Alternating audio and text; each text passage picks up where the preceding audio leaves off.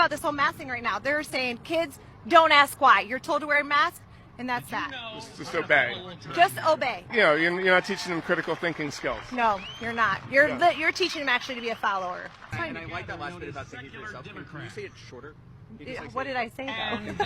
Do you just want me to like give you something that like don't do what they tell you? Think for yourself. Just that. Yeah. So and go. Here's the biggest thing. Think for yourself. Don't follow. Don't. Here's the thing. I don't even remember now. I'm not that good at that. I'm sorry. I'm not an actor. You're doing great. Don't be a follower. Think for yourself. Okay, got it. Here's the thing.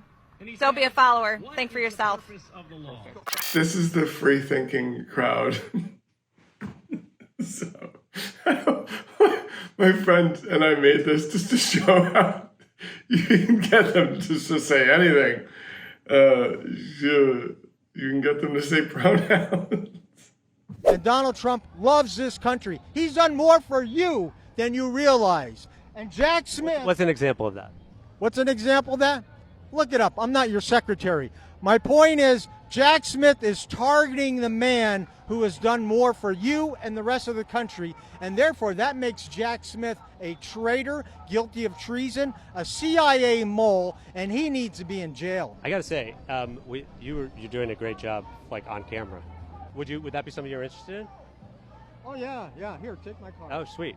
You know what? What I might ask is just if you don't mind, just to show that you actually know what you're doing around the set. Would you mind just like, would you be able to like shadow and kind of like get coffee for people and take notes for people for a little bit before you get in front of the camera? Maybe we could work something out where you're like an assistant or something like that. You got my email, so you email me. I'll email you, and then maybe you could end up being an assistant, a secretary, or something like that. What's your name? Jason Selvig. I guess it turns out that guy might be my secretary, so I'm excited about that. This is so sweet. The guy's, his arc is just, he started off, he's like, I'm not your secretary.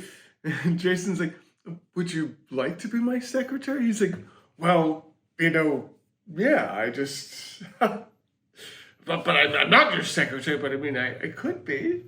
I could be.